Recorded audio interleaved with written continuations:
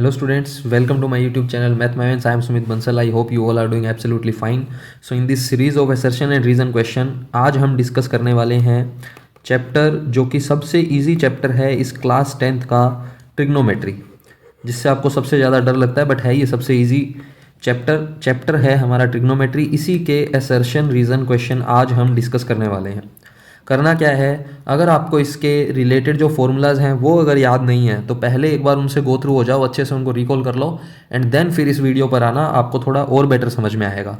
Questions का pattern हमारा वही रहेगा, इसी टाइप के क्वेश्चंस मैंने इंक्लूड किए हैं कि 1 मार्क्स में एमसीक्यू भी बन के आ सकता है, असर्शन रीज़न की फॉर्म में तो मैंने इनको कंस्ट्रक्ट किया ही है, और इसके अलावा ये 2 या 3 मार्क्स में भी आपके क्वेश्चन बन के आ सकते हैं प्रूफ की फॉर्म में, है ना। तो क्या है क्वेश्चन में, सबसे पहले देखते हैं। फर्स्ट क्वेश्चन लेते हैं हम। फर्स्ट क्वेश्चन में क्या बोल रहा है हमारे पास, असर्शन है हमारा cos square A minus sine square A is equals to 1। अब ऐसे क्वेश्चन जब हमें दिख जाते हैं ना ओपन करते ही एग्जाम को, तो हम खुश हो जाते हैं। कैसे खुश हो जाते हैं? क्योंकि हमें पता है कि जो आइडेंटिटी होती है वो क्या होती है, cos square A plus sine square A is equals to 1। First trigonometric identity आपको याद होगा, और इन सब आइडेंटिटीज के जो प्रूफ हैं वो भी मोस्ट इंपॉर्टेंट है, ध्यान रखना। प्रूफ भी मैंने आपको करवाया हुआ है, जिनको नहीं पता वो इसका प्रूफ जरूर करें। ट्रिग्नोमेट्री आइडेंटिटीज, तीनों आइडेंटिटीज के प्रूफ मोस्ट इंपॉर्टेंट है। जैसे ही अब इसमें हमने प्लस देखा तो हमें पता है कि यहाँ तो इसने माइनस दिया है, मतलब इसका जो असर्शन है वो फॉल्स हो गया। सेकंड, मुझे चेक करने की भी ज़रूरत नहीं है, अगर एक भी स्टेटमेंट दोनों में से फॉल्स मिल जाता है तो वी आर डन, क्योंकि फर्स्ट और सेकंड में ए और बी ऑप्शन में तो दोनों ट्रू की ही बात होती है, वो उसको एक्सप्लेन कर रहा है या नहीं कर रहा हमें ये बताना होता है। तो अब यहाँ से अगर मुझे पता चल गया कि ये अगर फॉल्स है तो इसको ट्रू होना ही पड़ेगा, मतलब ऑप्शन डी हमारा करेक्ट होगा। बट फिर भी मैं एक्सप्लेन करूंगा ये ट्रू क्यों है। क्या कह रहा है, an equation involving trigonometric ratio of an angle is called trigonometric identity. तो बिल्कुल सही बात है, ट्रिग्नोमेट्रिक आइडेंटिटी उसी को तो बोलते हैं हम जिसमें ट्रिग्नोमेट्रिक रेशो इन्वॉल्व होते हैं किसी एंगल के। It is true for all values of angle involve. बिल्कुल सही बात है, तो ऑप्शन डी हमारा यहाँ करेक्ट होगा। असर्शन हमारा फॉल्स है, रीजन हमारा यहाँ ट्रू है। ऑलराइट, सो नेक्स्ट हमारा जो क्वेश्चन है 54 नंबर क्वेश्चन, ध्यान से समझना। कह रहा है असर्शन में कि 1 minus cos theta upon 1 plus cos theta का under root is equals to cosec theta minus cot theta. अब इसमें क्या करेंगे इस टाइप के क्वेश्चन में कि क्या हम इसको प्रूफ करने जाएंगे कि जब मैं इसको इसके इक्वल प्रूफ कर सकता हूं या नहीं कर सकता। कैसे करते हैं इन तरीके के क्वेश्चंस को, ध्यान से समझना, बहुत ही इंपॉर्टेंट है। पहले तो रीजन को समझ लेते हैं। रीजन में क्या कह रहा है, रीजन में कह रहा है कि sine square plus cos square is equals to 1। Sine square plus cos square is equals to 1। तो इसका मतलब ये तो हमारा क्या है, ट्रू है, बिल्कुल ट्रू है। अभी मैंने बताया ऊपर इसी का तो यूज़ किया, तो ये तो ट्रू है। अगर ये फॉल्स होता है यहाँ पे तो हमें इसको चेक करने की ज़रूरत नहीं पड़ती। अब बात ये है कि इसको चेक कैसे किया जाए। देखो, इसको करने के 2 तरीके हैं आपके पास, ध्यान से समझना। पहला तरीका तो ये है, देखो अगर तो ये ट्रू हुआ, 2 चीज़ें होती है इसमें। अगर तो ये फॉल्स हुआ फिर तो मैं आपको इसका डायरेक्ट मेथड बता दूंगा कि अगर फॉल्स है कोई तो उसका डायरेक्ट मेथड क्या है, उसको मैं आपको अभी समझाऊंगा। अगर ये स्टेटमेंट हुआ ट्रू तो इस केस में तो आपको इसको प्रूफ ही करना पड़ेगा, क्योंकि उसका रीज़न मैं अभी समझाऊंगा कि ऐसा क्यों कह रहा हूँ। सबसे पहले देखो, इसने बोला है कि क्या ये दोनों इक्वल हैं, ट्रू या फॉल्स हमें नहीं पता, तो हम कुछ अज्यूम कर सकते हैं ना वैल्यू। हम इसमें थीटा की कोई वैल्यू अज्यूम कर सकते हैं। जैसे फॉर एग्जांपल मान लो थीटा मैंने 60 डिग्री अज्यूम कर लिया है ना। 0 और 90 से मैं बच रहा हूँ, क्योंकि यहाँ कहीं ना कहीं वो नॉट डिफाइंड वाली कंडीशन बन जाएगी जो हमारे लिए हेल्पफुल नहीं होगी, है ना। तो जो बीच के एंगल्स है ना 30, 45, 60, उसमें से कुछ पुट करना। मैं पुट कर रहा हूँ थीटा इक्वल्स टू 60।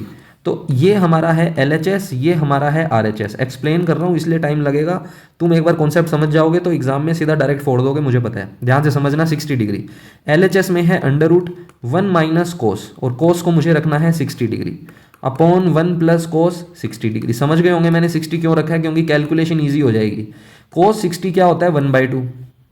अगेन कोस 60 क्या होता है, 1/2। 1 में से 1/2 हमने माइनस किया तो क्या बचेगा, 1/2। 1 में 1/2 ऐड किया तो क्या आएगा, 3/2।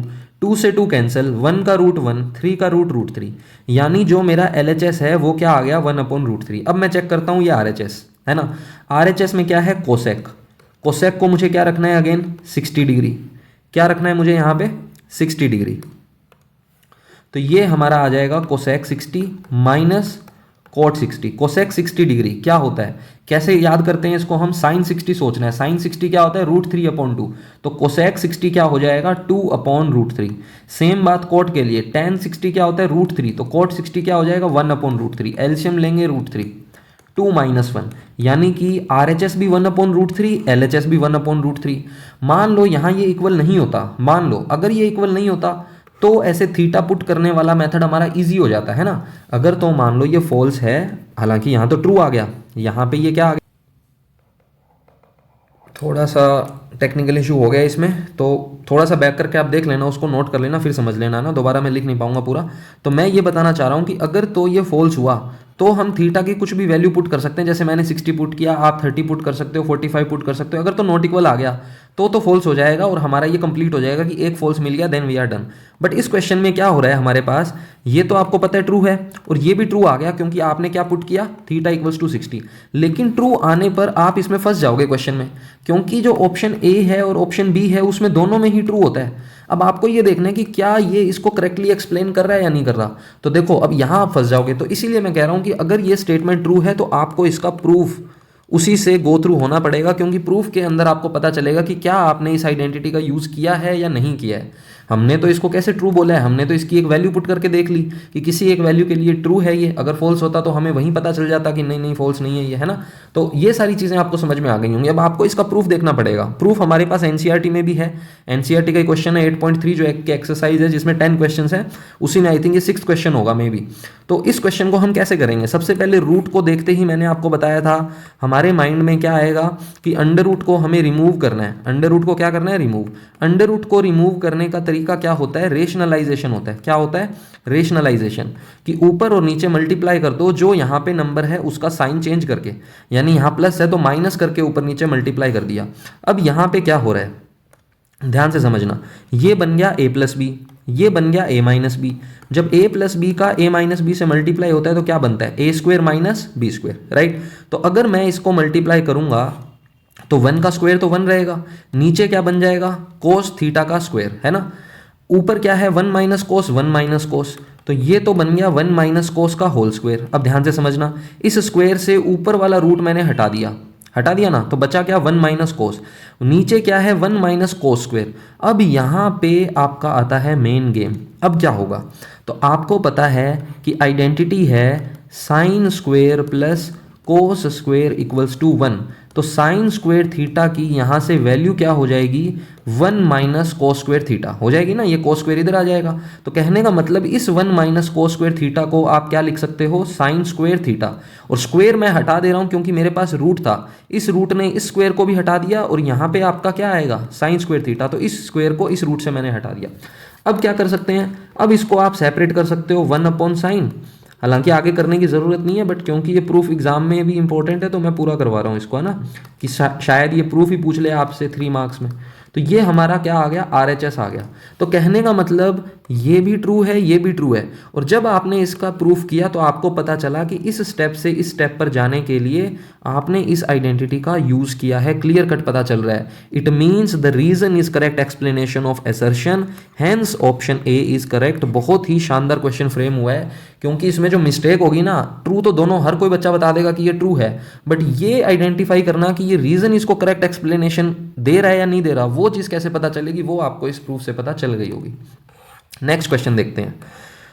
नेक्स्ट क्वेश्चन में क्या कह रहा है, अगेन हमारे पास असर्शन है, स्टेटमेंट है the value of each of the trigonometric ratio, यहाँ पे कहना चाह रहा है, थोड़ा सा इसको करेक्ट कर लेना, है ना, टाइपिंग एरर है।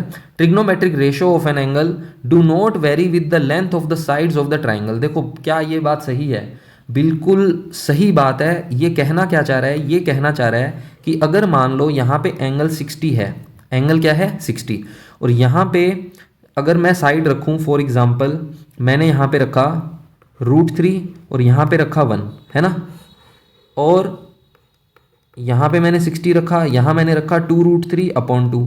अब अगर मैं tan थीटा निकालूँ, क्या निकालूँ, tan थीटा, थीटा क्या है 60, जो 60 डिग्री है उसके सामने परपेंडिकुलर, नीचे बेस, ऐसा ही होता है। ये परपेंडिकुलर, ये बेस, हमें पता है ऐसा ही होता है, opposite side perpendicular, adjacent side given angle का बेस होता है ना। तो यहाँ पे क्या आएगा मेरा, परपेंडिकुलर अपॉन बेस। क्या ये सही है, बिल्कुल tan 60 √3 ही तो होता है।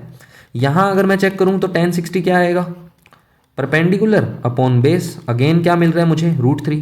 तो ये भी बिल्कुल करेक्ट है। तो ये क्वेश्चन में ये कहना चाह रहा है the value of each trigonometric ratio of an angle do not very with the length of the sides of the triangle. कहने का मतलब जो रेशो है ना ट्रिग्नोमेट्रिक रेशो, उसकी वैल्यू चेंज नहीं होगी। अगर ट्राइंगल की लेंथ चेंज हो भी जाए तो भी एंगल रिमेन्स द सेम। अगर एंगल सेम रहता है तो मैंने यहाँ पे एंगल को सेम रखा और लेंथ इसकी चेंज कर दी, है ना, डबल कर दिया। यहाँ √3 था, यहाँ 2√3, यहाँ 1 था, यहाँ 2, तो लेंथ तो मैंने चेंज कर दी, लेकिन क्या उसके रेशो में कोई इफेक्ट पड़ा? नहीं पड़ा, रेशो सेम ही रहेगा। तो ये यहाँ पे यही कहना चाह रहा है ratio of an angle do not very, ratio change नहीं होगा, रेशो डज नॉट चेंज। कब? If length of the sides of the triangle, length अगर चेंज करोगे तो भी रेशो चेंज नहीं होगा अगर एंगल सेम रहेगा। तो ये बात बिल्कुल सही है, पहला स्टेटमेंट आपका ट्रू है। रीजन में क्या कह रहे हैं? In right angle ABC B is 90। मैं इसको इरेज कर देता हूं एक बार, ये आपका ट्रू हो गया, आपको पता चल गया। सेकंड वाला समझते हैं, रीजन में क्या कह रहा है? इन अ ट्राइंगल ABC, तो मैंने सबसे पहले क्या फॉर्म किया, एक ट्राइंगल फॉर्म किया ABC, जहां पे आपका एंगल B जो है वो 90 गिवन है और A एंगल जो है वो थीटा है, तो मैंने इसको थीटा पुट कर दिया। देन ये बोल रहा है कि जो साइन थीटा होगा वो BC अपॉन AC होगा। तो साइन थीटा क्या होता है? परपेंडिकुलर अपॉन हाइपोटेन्यूस होता है। गिवन एंगल की ऑपोजिट साइड होती है परपेंडिकुलर यानी BC अपॉन हाइपोटेन्यूस यानी कि AC। तो कह रहा है साइन थीटा जो है वो 1 से ऑलवेज लेस होगा। एंड कोस थीटा, तो यहां से अगर कोस थीटा फाइंड करें, अभी समझाता हूं, कोस थीटा अगर फाइंड करें तो क्या होता है? Base upon hypotenuse. तो ये बेस है और ये हाइपोटेन्यूस है। तो यहां तक तो बिल्कुल सही बात बोली है इसने, है ना। As hypotenuse is the longest side, सही बात है, लॉन्गेस्ट आएगा यहाँ पे, ठीक है। अब इस चीज को कैसे वेरीफाई करोगे कि क्या ये 1 से लेस है या नहीं है? तो देखो साइन थीटा 1 के इक्वल कब होता है? 90 पे। बट ये थीटा कभी 90 नहीं हो सकता क्योंकि 90 यहाँ ऑलरेडी गिवन है। ये एक्यूट एंगल होते हैं A और C। A और C कैसे एंगल होते हैं? एक्यूट। तो ये थीटा कभी 90 नहीं होगा, और अगर थीटा 90 नहीं होगा तो साइन की वैल्यू 1 से तो लेस आएगी। ऐसे ही कोस की वैल्यू 1 कब होती है? 0 डिग्री पे। क्या ये थीटा कभी 0 हो सकता है? अगर ये थीटा 0 हो गया तो फिर तो ये ट्राइंगल ही नहीं फॉर्म होगा ना, AC और AB को इंसिडेंट लाइंस बन जाएंगी, तो ये पॉसिबल नहीं है। मतलब थीटा 0 तो नहीं हो सकता, और अगर थीटा 0 नहीं है तो 1 नहीं होगा, तो 1 से लेस ही होगा, क्योंकि साइन एंड कोस दोनों की वैल्यू हमेशा 1 से ग्रेटर नहीं हो सकती, मैंने आपको बताया था, है ना। तो इस चीज को आप ध्यान रखना। तो ये बात जो इसने बोली है बिल्कुल सही बात बोली है, ये बात भी बिल्कुल सही बात बोली थी इसने। अब देखना है कि क्या ये इसको करेक्टली एक्सप्लेन कर रहा है या नहीं कर रहा, क्योंकि देखो मैंने आपको बताया था जहां ऑप्शन A और B में कंफ्यूजन हो जाएगी वहीं क्वेश्चन टफ बन जाएगा। अगर दोनों स्टेटमेंट ट्रू होते हैं ना तो वो टफ क्वेश्चन होता है कंपैरेटिवली, क्योंकि अगर एक फॉल्स है तो C या D में से डायरेक्ट पता चल जाता है क्या ट्रू होगा, राइट। अब हमें ये देखना है कि ये इसको एक्सप्लेन कर रहा है क्या। तो ध्यान से देखो, इसमें मैंने जो कॉन्सेप्ट यूज किया था, क्या इससे उसका कुछ रिलेशन बन रहा है? बिल्कुल नहीं बन रहा। यहां हम बात कर रहे थे कि ट्रिग्नोमेट्रिक रेशो जो है ना, उसमें ट्राइंगल की साइड जो होती है उसकी लेंथ इंक्रीज कर दोगे तो भी उसके रेशो में कोई फर्क नहीं पड़ेगा। और यहां पे ये क्या बात बोल रहा है? इसने नॉर्मल हमें ट्रिग्नोमेट्रिक रेशोस बताए हैं कि साइन और कोस क्या होते हैं, ठीक है। तो कहने का मतलब ये है कि इसका जो रीजन है वो असर्शन को कंप्लीटली एक्सप्लेन नहीं कर रहा। नहीं कर रहा मतलब इसका कोई डायरेक्टली इससे इंप्लीकेशन नहीं है, यानी ऑप्शन बी जो है वो हमारा यहाँ करेक्ट होगा। नेक्स्ट क्वेश्चन देखो, नेक्स्ट क्वेश्चन है 56 नंबर क्वेश्चन। क्या बोल रहा है? अच्छा क्वेश्चन है, बहुत ही प्यारा क्वेश्चन है। असर्शन है in a triangle ABC B is right angle. ध्यान से समझना, मैंने एक ट्राइंगल फॉर्म किया है, in a triangle ABC angle B is 90 degree, right angle बना दिया। साइन A है 8/17, A हमें गिवन है 8/17, कोस है 15 देन 10 ये होगा। ध्यान से समझो क्या कहना चाह रहा है। इसकी जो साइड्स है वो हमें गिवन है। मुझे एक बात बताओ, इसने बोला है साइन ए, साइन क्या होता है? Perpendicular upon hypotenuse. Angle A given है, इसका मतलब कौन सा एंगल गिवन है? ए। तो हाइपोटेन्यूस तो सबको पता है 90 की ऑपोजिट साइड होती है हाइपोटेन्यूस। परपेंडिकुलर और बेस कैसे पता चलेगा? इसको परपेंडिकुलर मत बोल देना देख के, क्योंकि ये मिस्टेक होती है। जो गिवन एंगल है उसकी ऑपोजिट साइड को, जो गिवन एंगल है उसकी ऑपोजिट साइड को परपेंडिकुलर बोला जाता है और एडजेसेंट साइड को बेस बोला जाता है। तो कहने का मतलब ये है इस क्वेश्चन में ये हमारा परपेंडिकुलर होगा, ये हमारा हाइपोटेन्यूस होगा। तो ये परपेंडिकुलर और ये हाइपोटेन्यूस। कोस ए क्या गिवन है? 15/17, मतलब कोस क्या होता है? Base upon hypotenuse. तो क्या tan 8/15 होगा? बिल्कुल सही बात है, 8/15 होगा, है ना। tan a क्या होता है? tan a क्या होता है? Perpendicular upon base. तो बिल्कुल सही बात है, असर्शन तो आपका ट्रू है, इसमें कोई डाउट नहीं होना चाहिए, है ना। असर्शन आपका ट्रू है, कोई डाउट इसमें नहीं होना चाहिए। आप इसको वेरीफाई भी कर सकते हो पाइथागोरस थ्योरम से, इसका स्क्वायर इन दोनों के स्क्वायर के सम के इक्वल होगा यहाँ पे। नेक्स्ट हमें कह रहे हैं रीजन। जो बच्चा पहले रीजन पढ़ लेता उसका ये डायरेक्ट हो जाता, और मैंने ये चीज़ बताई भी है, जब कभी असर्शन रीजन का क्वेश्चन सामने आ जाए तो पहले दोनों स्टेटमेंट को सोल्व करने से पहले एक बार पूरा रीड कर लिया करो, है ना। हम पहले कोई सोल्व करने लग गए, ये ट्रू था तो टाइम लग गया, जबकि रीजन को आप पढ़ो तो ये कह रहा है कि कोस थीटा होता है हाइपोटेन्यूस अपॉन बेस। बिल्कुल गलत बात है, अभी बताया मैंने। कोस थीटा जो है वो होता है बेस अपॉन हाइपोटेन्यूस। इसने उल्टा कर दिया, इसने सेक का फॉर्मूला लिख दिया यहाँ पे, तो ये गलत है। टेन कह रहा है बेस अपॉन परपेंडिकुलर, ये भी गलत बात है, ये इसने फॉर्मूला लिखा है कोट का। तो कहने का मतलब रीजन आपका फॉल्स है, और जैसे ही दोनों में से कोई एक फॉल्स मिलता है then we are done. Reason false है तो रीजन फॉल्स कब होता है? ऑप्शन सी में, यानी ऑप्शन सी हमारा यहाँ करेक्ट हो जाएगा।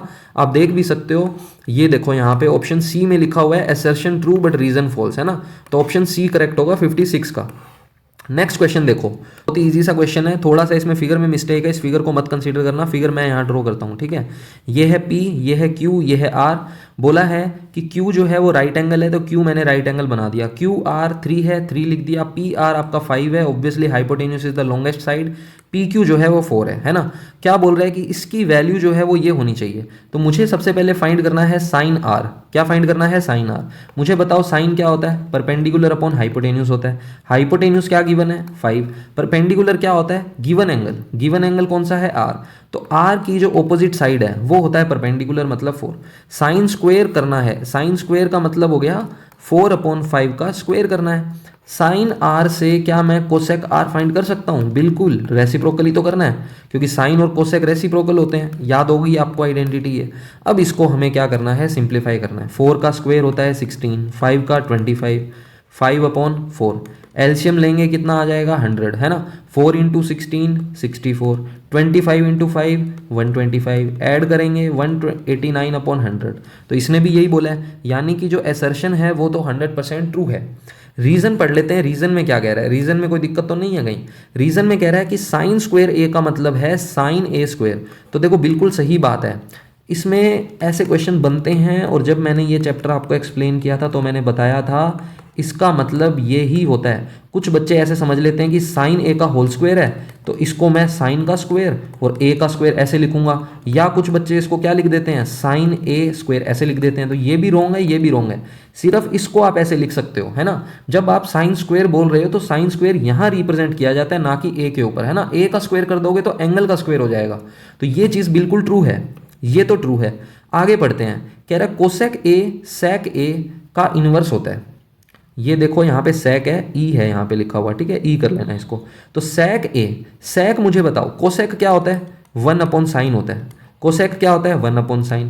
सेक का इनवर्स, सेक का इनवर्स, सेक क्या होता है? 1/cos। इसका इनवर्स करना है, इनवर्स करने का मतलब रेसिप्रोकल, तो कोस बन गया। तो मुझे बताओ क्या कोस और 1/sin इक्वल होते हैं क्या? नहीं होते। किसी एक एंगल के लिए हो सकते हैं क्या? यहाँ पे नहीं हो सकते, तो ये फॉल्स है। तो ओवरऑल जो रीजन है वो हो गया फॉल्स, है ना। तो ये आपका ट्रू है, ये आपका फॉल्स है, यानी कि जब रीजन फॉल्स होता है तो ऑप्शन सी हमारा करेक्ट होता है, इसमें कोई डाउट नहीं होना चाहिए। नेक्स्ट क्वेश्चन देखो, 58 नंबर में क्या बोल रहा है? 58 नंबर क्वेश्चन है हमारे पास, अगेन बहुत ही इजी क्वेश्चन है। साइन थीटा की वैल्यू जो है वो है 1/2। तो मुझे एक बात बताओ, साइन थीटा 1/2 कब होता है? 1/2 साइन की वैल्यू कब होती है? 30 डिग्री पर होती है ना, 30 डिग्री पर होती है। तो इसका मतलब कंपैरिजन से थीटा की वैल्यू मुझे 30 मिल गई। ऐसे साइन से साइन कैंसिल नहीं होता, ध्यान रखना, एग्जाम में इसको कैंसिल मत करना, इसको बस डायरेक्ट ये लिख दो, है ना। उसका रीज़न आपको 11th में समझ में आएगा कि ये बात मैं क्यों बोल रहा हूँ, कैंसिल नहीं होता। थीटा आ गया 30 डिग्री। अब कह रहा है कि इसकी वैल्यू जो है वो 0 हो जाएगी, तो चेक करते हैं 0 हो रही है क्या इसकी वैल्यू। साइन 3 कोस थीटा की वैल्यू है 30, 4 कोस क्यूब थीटा की वैल्यू है 30। कोस 30 डिग्री क्या होता है? √3 होता है सर। कोस 30 क्या होता है सर? √3 होता है। पता है ना तुम्हें, ये होशियार हो तुम। अब देखो ये हमारा क्या है? 3√3/3 है, माइनस में 4 है, √3 का क्यूब मतलब √3 × √3 × √3। 2 का क्यूब मतलब क्या होता है? 8। 4 से 8 कैंसिल, क्या आ गया? 2। √3 का √3 से मल्टीप्लाई करेंगे, ध्यान से समझना, बहुत ही इजी क्वेश्चंस हैं। √3 का √3 से मल्टीप्लाई 3 होता है, √3/2। इस √3 का इस √3 से मल्टीप्लाई किया, 3 आ गया, इस √3 को एज इट इज़ रखा, नीचे 2 एज इट इज़ है। क्या ये कैंसिल होकर 0 देगा? बिल्कुल देगा। क्या इसने 0 बोला है? बिल्कुल बोला है। तो जो आपका एसर्शन है वो आपका ट्रू है, इसमें कोई डाउट नहीं है। रीज़न पढ़ते हैं। कह रहा साइन थीटा अगर 1/2 है एंड थीटा एक्यूट है, so theta must be 60 degree. तो थीटा 60 थोड़ी है, थीटा तो 30 डिग्री है, तो ये फॉल्स है। ये क्या है? फॉल्स। तो ये ट्रू है, ये फॉल्स है। तो रीज़न फॉल्स है, इसका मतलब कौन सा ऑप्शन हमारा करेक्ट होगा? Option C is going to be correct option. Next question देखो क्या है। नेक्स्ट क्वेश्चन अच्छा क्वेश्चन फॉर्म किया है यहाँ पे, मैंने इसको ध्यान से समझना है, इसमें क्या कहना चाह रहा है ये। असर्शन है ए बी सी डी। सबसे पहले चलो रीज़न पढ़ लेते हैं, काफ़ी देर से रीज़न ही इनकरेक्ट हो रहे हैं, है ना। रीज़न पढ़ लेते हैं पहले, फॉल्स हो रहे हैं ये। कह रहा है वैल्यू ऑफ साइन 60 इज √3/2। क्या ये बात सही है? बिल्कुल सही बात है। और कह रहा है कोस 60 स्क्वेयर इज 1/2। अब यहाँ पे ध्यान देने वाली बात है एक, कह रहा है कोस स्क्वेयर 60, इसको आप 60 स्क्वायर मत समझना। हालांकि अगर क्वेश्चन ऐसे आ जाए कोस 60 डिग्री का स्क्वायर, तो 60 का स्क्वायर तो क्या होता है? 3600। तो क्या आप कोस 3600 की वैल्यू बता सकते हो? तरीका होता है निकालने का, 11th में सीखोगे, बट अभी आप नहीं बता सकते, है ना। तो एक बार के लिए तो यही समझ लो कि यहाँ क्वेश्चन में मिस प्रिंट है ना। क्योंकि अगर ऐसा आएगा तो आपसे इसकी वैल्यू तो नहीं पूछेगा, ऑब्वियस सी बात है। तो ये कोस स्क्वायर है बेसिकली, कोस स्क्वायर 60। तो मुझे बताओ कोस 60 क्या होता है हमारे पास? कोस 60 डिग्री क्या होता है? कोस 60 डिग्री बताओ क्या होता है? ये होता है √3/2 या होता है 1/2। मिस्टेक नहीं करनी। देखो साइन 60 √3/2 है, तो कोस होता है इसका ऑपोजिट, यानी कि कोस 60 क्या होता है? 1/2। और उसका स्क्वायर करोगे तो क्या आएगा? 1/4। क्या यहाँ 1/4 है? नहीं है। तो इसका मतलब रीज़न आपका क्या हो जाएगा? फॉल्स हो जाएगा। और जैसे ही आपको पता चल गया कि रीज़न आपका फॉल्स है, तो इसमें आपका कौन सा ऑप्शन करेक्ट हो जाएगा? ऑप्शन सी आपका करेक्ट हो जाएगा, क्योंकि रीज़न ट्रू होना चाहिए। बट चेक करते हैं कि क्या इसका रीज़न ट्रू है या नहीं है। कह रहा है ABCD is a rectangle. ABCD is a rectangle. तो मैंने क्या बना दिया यहाँ पर? ABCD एक रेक्टेंगल फॉर्म कर दिया such that CAB is 60। CAB मतलब अगर A को C से ज्वाइन करें हम, तो यहाँ पे जो एंगल आएगा वो आपका 60 होगा। देन कह रहा है AC is A unit. AC की जो लेंथ है वो A बोल रहा है। Then area of rectangle ABCD, area पूछा है। देखो कितना शानदार क्वेश्चन फ्रेम हुआ है यहाँ पे। कैसे इसको करेंगे, ध्यान से समझना मेरी ये बात। एरिया का फॉर्मूला क्या होता है? कोई मुझे बताए, रेक्टेंगल का एरिया कैसे निकलता है? Length into breadth. ना तो मुझे लेंथ पता, ना मुझे ब्रेथ पता, कैसे सोल्व करेंगे? क्या ये 90 डिग्री है? बिल्कुल 90 है। तो अगर ये 90 है, ये 60 है, तो इसको तो 30 डिग्री होना पड़ेगा, क्योंकि तीनों एंगल को जब ऐड करते हैं तो 180 आता है। ये भी बात हमें पता है। हाइपोटेन्यूज गिवन है। मुझे एक बात बताओ, अगर मैं यहाँ पे फॉर्मूला यूज़ करूँ साइन 60 डिग्री, क्या यूज़ करूँ? साइन 60। तो साइन 60 क्या होता है? Perpendicular upon hypotenuse. परपेंडिकुलर क्या है? बेस, क्योंकि 60 डिग्री के सामने वाली साइड कौन सी है? बी। Upon hypotenuse. हाइपोटेन्यूज हमें ए गिवन है। हाइपोटेन्यूज ए क्यों है? क्योंकि 90 डिग्री का ऑपोजिट साइड जो होता है वो हाइपोटेन्यूज होता है। साइन 60 कितना होता है? √3/2। जो ए डिवाइड में है वो चला जाएगा मल्टीप्लाई में। तो मैंने किसकी वैल्यू फाइंड कर ली? बी की वैल्यू फाइंड कर ली, यानी कि मुझे इसकी ब्रेथ पता चल गई कितनी है? √3/2 ए है। कोई डाउट नहीं है। आगे देखो, नेक्स्ट हमें क्या फाइंड करना है? हमें चाहिए लेंथ। तो लेंथ के लिए मैं कोस फाइंड कर लूँगा। कोस 60 डिग्री क्या होता है हमारे पास? इस एंगल के लिए ये कौन है? बेस है। Base upon hypotenuse. कोस 60 क्या होता है? 1/2 L अपॉन ए चला गया इसके मल्टीप्लाई में, तो ए की वैल्यू आ गई 2L, है ना। या मुझे L चाहिए, ऐसा समझ लो L चाहिए, तो ए को यहाँ ले जाओ, तो A/2 जो है वो मेरा L आ जाएगा। तो L की वैल्यू है A/2। मुझे क्या चाहिए? एरिया ऑफ रेक्टेंगल क्या होता है? Length into breadth. लेंथ है A/2, ब्रेथ है √3/2 अपॉन ए। तो आंसर आ जाएगा √3a² upon 4। √3a² upon 4। But इसने यहाँ पे क्या लिखा है? 2। आना क्या चाहिए यहाँ पे? 4, है ना। तो अब सुनो, यहाँ पे 2 मिसप्रिंट है। ऐसा क्यों बोल रहा हूँ? क्योंकि अगर आपने इसको भी फॉल्स कर दिया तो दोनों फॉल्स वाला तो कोई ऑप्शन ही नहीं होता, है ना। तो यहाँ पे ये मिसप्रिंट है, इसमें आप इसको 4 समझ के सोल्व करना, ठीक है। 4 समझ के सोल्व करना कि यहाँ पे क्वेश्चन में 4 गिवन है, क्योंकि दोनों फॉल्स का कोई ऑप्शन नहीं होता। तो हमारा ये एरिया आ जाएगा। अगर एरिया निकालने को 2 मार्क्स में आ जाए रेक्टेंगल का, तो भी आपको कॉन्सेप्ट समझ में आ गया कि कैसे सोल्व करना है ना। तो ये ट्रू है, ये फॉल्स है, मैंने स्टार्टिंग में बता दिया, तो ऑप्शन सी करेक्ट होगा। नेक्स्ट क्वेश्चन देखो क्या है। अच्छा क्वेश्चन है ये भी। इस टाइप के ट्रिग्नोमेट्रिक एक्सप्रेशन देखते ही बच्चे डर जाते हैं कि पता नहीं इसको कैसे करेंगे। बहुत ही इजी तरीका है, ध्यान से समझना। कह रहा है tan की वैल्यू ये होगी, प्रूफ करो। उससे पहले रीज़न पढ़ लेते हैं। रीज़न में कह रहा है tan जो होता है वो साइन अपॉन कोस होता है, बिल्कुल सही बात है। tan क्या होता है? साइन अपॉन कोस, बिल्कुल सही बात है। अब चेक करते हैं कि क्या ये ट्रू है। तो ये क्वेश्चन आप ऑलरेडी प्रूफ कर चुके हो, 8.3 के क्वेश्चन में से ही उठाया मैंने। 10 जो एग्जाम्पल्स एक्सरसाइज के क्वेश्चन है उसमें से। ऊपर देखो क्या कॉमन आ रहा है, दोनों में साइन कॉमन आ रहा है बेटा।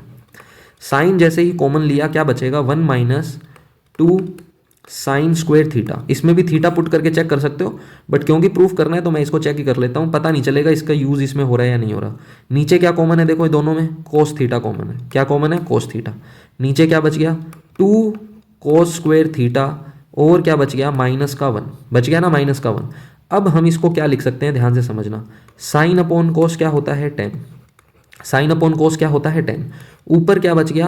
1। ऊपर क्या बच गया? 1। क्या इस 1 को कुछ लिख सकते हैं हम? साइन स्क्वेयर आ गया, देखो sine square theta plus cos square theta क्या होता है हमारे पास? 1 होता है। अगर यहाँ से साइन स्क्वेयर थीटा की वैल्यू फाइंड करें तो क्या वैल्यू आ जाएगी? 1 माइनस कोस स्क्वेयर थीटा। तो क्या मैं इस साइन की जगह ये वैल्यू पुट कर सकता हूँ? बिल्कुल कर सकता हूँ मैं ये वैल्यू पुट। अपॉन में जो है उसके साथ कोई छेड़छाड़ नहीं करनी, इसको हम एज इट इज़ रखेंगे। तो टेन थीटा तो हमारा बन गया ऑलरेडी। इनटू करना है क्या?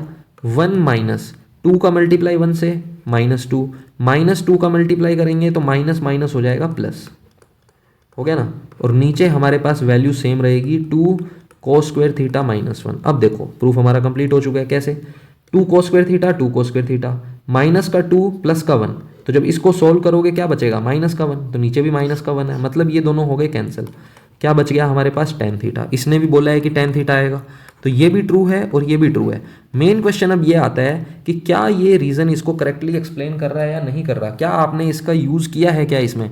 तो रीज़न में कह रहा है tan जो है वो साइन अपॉन कोस होता है, तो क्या हमने साइन अपॉन कोस को tan लिखा है इसमें? बिल्कुल लिखा है, तो हमने इसका यूज़ किया है ना। इसका भी यूज़ किया है हमने। अगर रीज़न के अंदर ये चीज़ दे दे तो भी ठीक है, इसका भी यूज़ किया है और इसका भी यूज़ किया है, दोनों का यूज़ किया है।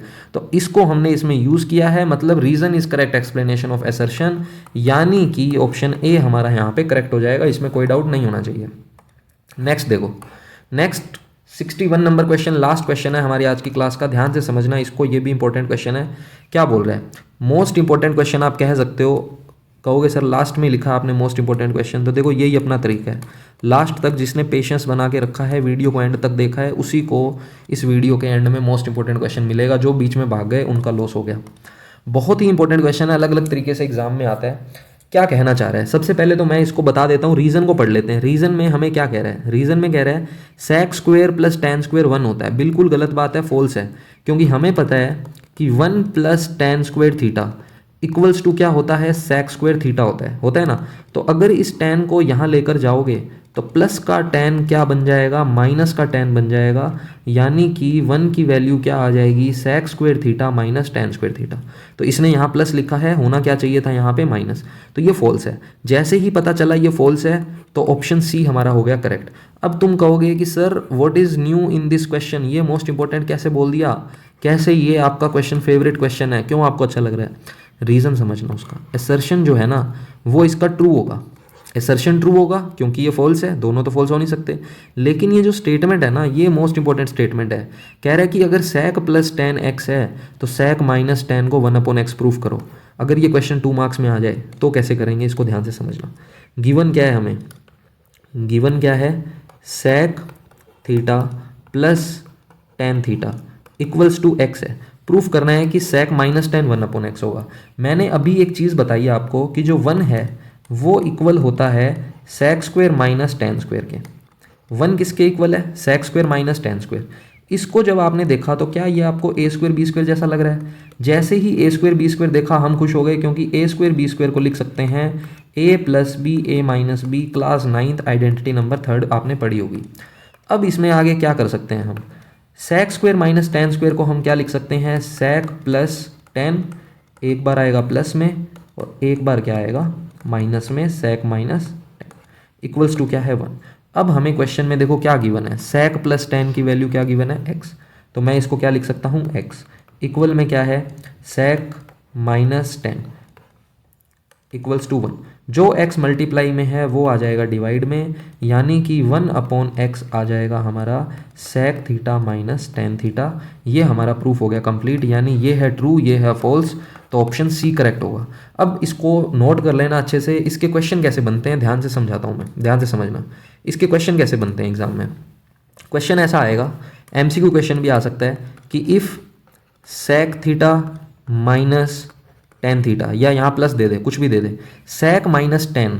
देखो अगर ये प्लस वाला x है तो माइनस वाला 1/x होगा, अगर इसकी वैल्यू x गिवन है तो इसकी वैल्यू 1/x हो जाएगी। दोनों एक दूसरे के रेसिप्रोकल हैं, कहने का मतलब ये है। अगर आपको क्वेश्चन में दिया जाए इफ़ sec माइनस टेन की वैल्यू दे दी कुछ भी, जैसे मान लो √3 दे दी, sec माइनस टेन की वैल्यू क्या दे दी हमें, √3। अभी ये पॉसिबल है या नहीं है वो बात की बात है, मैं एग्जाम्पल लेके चल रहा हूँ जनरल। देन पूछेगा आपसे कि sec प्लस टेन की वैल्यू बताओ। जोर मार लेना, नॉर्मल तरीके से करोगे बहुत टाइम लग जाएगा, और जिस बच्चे को ये चीज़ याद होगी कि ये एक दूसरे के रेसिप्रोकल होते हैं तो वो सीधा इसका आंसर बता देगा कि सर 1/√3 आएगा, जो भी ऑप्शन करेक्ट होगा कर देंगे। क्या सर ऐसा और कोई रिजल्ट भी होता है क्या? बिल्कुल होता है। ध्यान से समझना, अगर आपको दे दिया जाए cosec theta plus cot theta, अगर कोसेक प्लस कोट x है तो ध्यान देना कोसेक माइनस कोट क्या हो जाएगा, 1/x हो जाएगा, जैसे यहाँ पे मैंने समझाया है। रीज़न क्या है, रीज़न सेम है इसका भी कि कोसेक स्क्वायर थीटा इक्वल होता है 1 प्लस कोट स्क्वायर थीटा के। इसको यहाँ माइनस में लेकर जाएंगे तो ये हो जाएगा cosec square minus cot square equals to 1। Again a square b square की आइडेंटिटी अप्लाई कर सकते हो। इसका क्वेश्चन भी बन सकता है क्या? बिल्कुल बन सकता है। सेम ही तरीके का क्वेश्चन बन सकता है, if cosec theta plus cosec theta, ये कोसेक है, plus cot theta equals to आपको दे दिया सपोज 4/3, और आपसे पूछ ले कि बताओ cosec theta minus cot theta की वैल्यू क्या होगी, तो उसको हम लिख देंगे 4/3। जस्ट इसका रेसिप्रोकल करना है, ठीक है। तो ये कुछ इंपॉर्टेंट रिजल्ट्स है जो आपको याद रखने हैं। आई होप ये वीडियो आपको अच्छी लगी होगी। इसी टाइप से मेहनत करते रहो, 100 आउट ऑफ 100 कोई नहीं रोक सकता आपके एग्जाम में आने से, ध्यान रखना, ये मेरा प्रॉमिस है सुमित सर का। वीडियोस देखते रहो। नेक्स्ट जो वीडियो आएगी वो हम करेंगे 9th चैप्टर, जिसमें हम हाइट एंड डिस्टेंस डिस्कस करेंगे। हाइट एंड डिस्टेंस यानी कि एप्लीकेशन ऑफ ट्रिग्नोमेट्री, उसके असर्शन रीजन देखेंगे। Case based study already upload कर चुका हूँ, उस वीडियो को भी देख लेना जाकर। Thank you very much.